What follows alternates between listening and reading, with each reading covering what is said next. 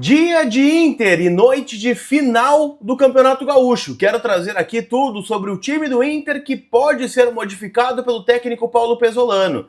Do outro lado, favoritismo e um time cheio de novidades por parte do rival. E óbvio, também quero citar uma novidade impactante sobre 2005, a estrela roubada. E o Inter promete ir a fundo, para ser reconhecido como campeão brasileiro. Eu te conto tudo isso depois da vinheta.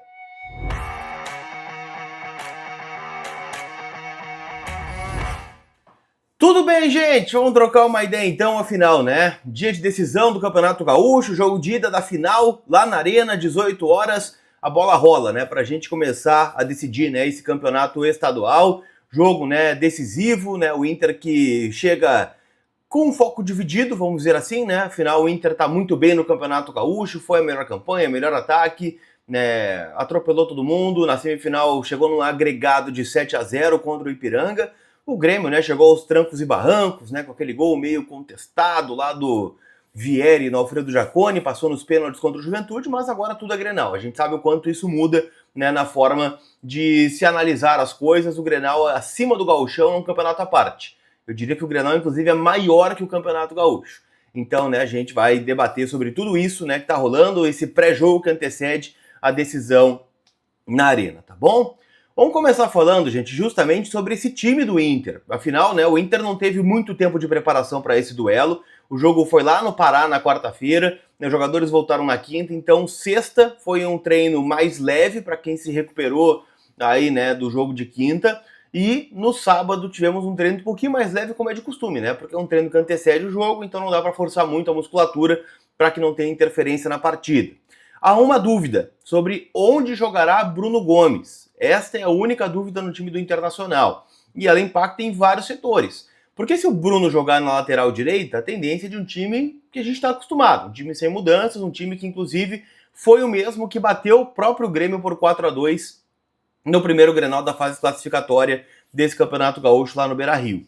Se o Bruno Gomes vier a jogar no meio-campo, aí se abre um universo de possibilidades. O Aguirre iria para o lado direito e ficaria uma dúvida. Jogaríamos com 3 volantes, com a saída do Carboneiro, por exemplo, do time titular, num time que vai preencher mais o meio, vai se resguardar um pouquinho mais. Sairia o Vitinho, que é um cara que tem um papel importante também, de acompanhar a subida do lateral, nas costas ali do Aguirre ou do Bruno Gomes.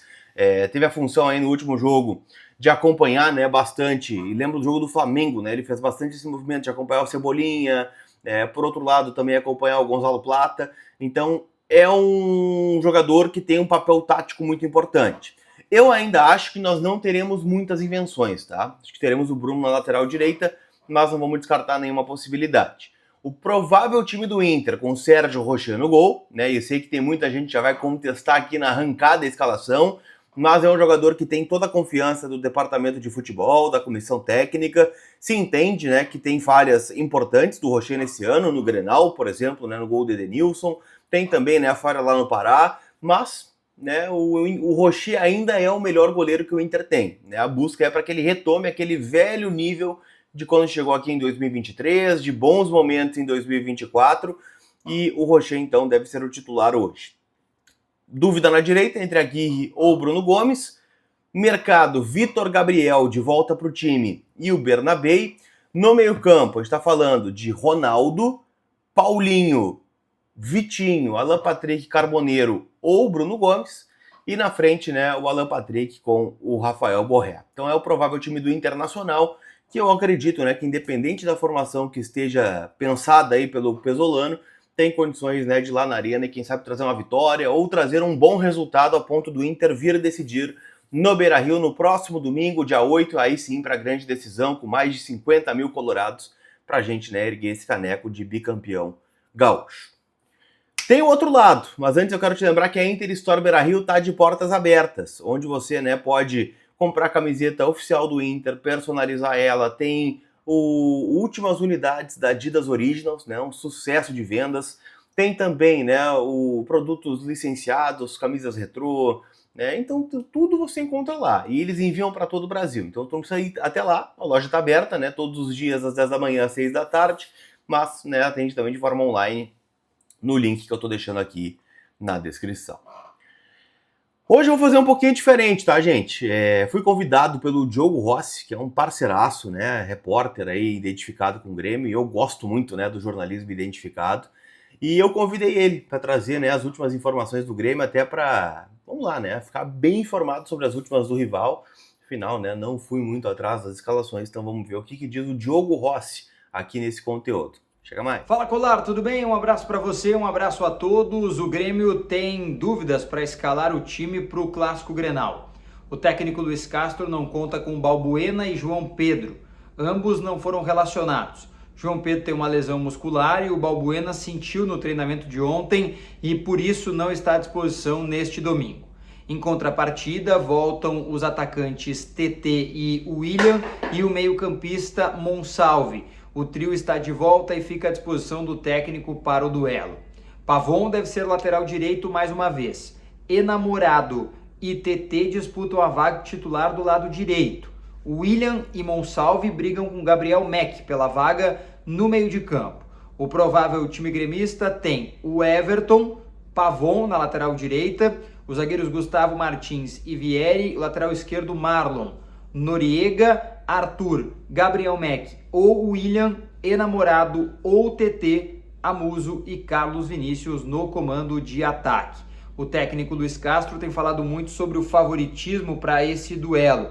Ele disse que sempre é favorito nas partidas que disputa. Mas ele explicou, né, em condição de sempre imaginar que ele é protagonista e que o esporte é protagonista e o Grêmio assim pretende fazer.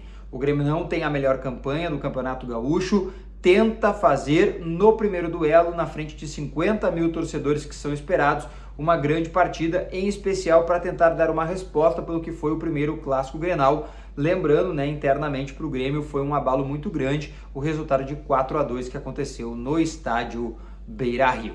Abraço, Colar! São várias dúvidas, né, nesse time do Grêmio, mas o TT de volta, eu já projetava isso, né, acho impossível o TT não começar esse jogo.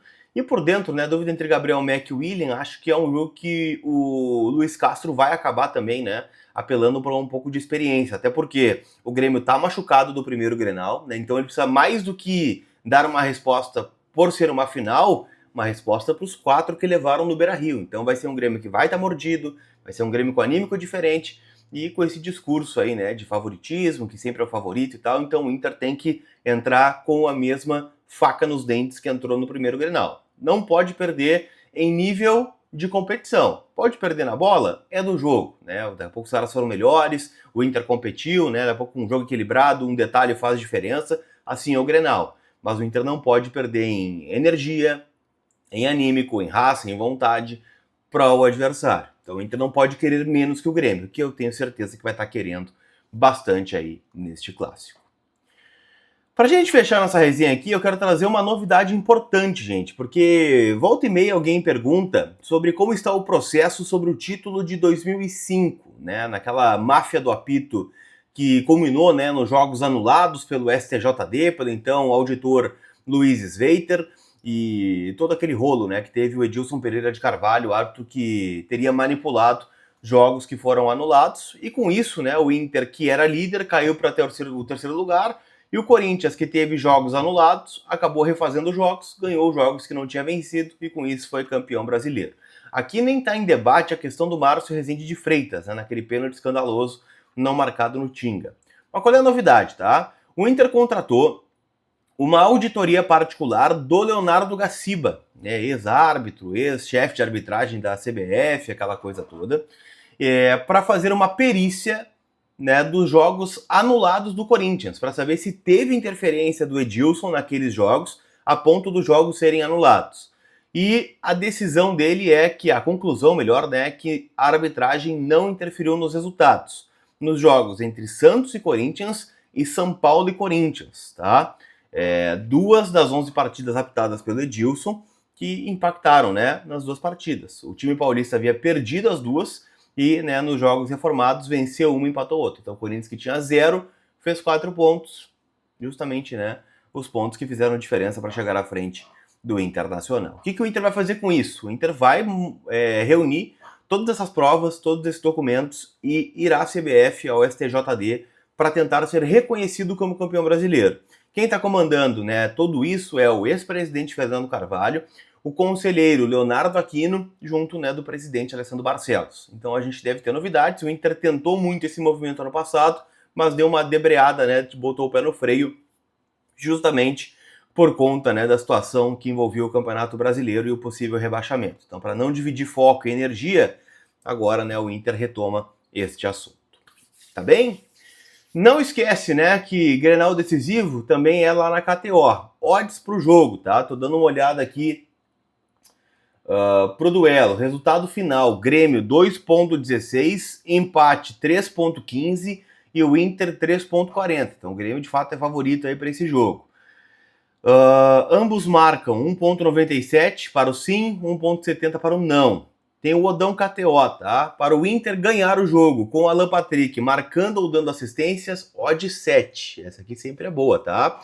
Tem também aqui, ó, para o Amuso dar mais de 0,5 chutes a gol e o Carboneiro também mais de 0,5 chutes a gol, né? Odd 7 também. Então são ótimos palpites aqui, tá? Na KTO, kto.bet.br, minha parceira, minha casa de apostas. Lembrando que tá rolando chance extra de até R$25 nesse final de semana de finais dos estaduais. Então palpita lá, lembrando sempre, né? Jogue com responsabilidade, porque a KTO é uma casa proibida para menores de 18 anos.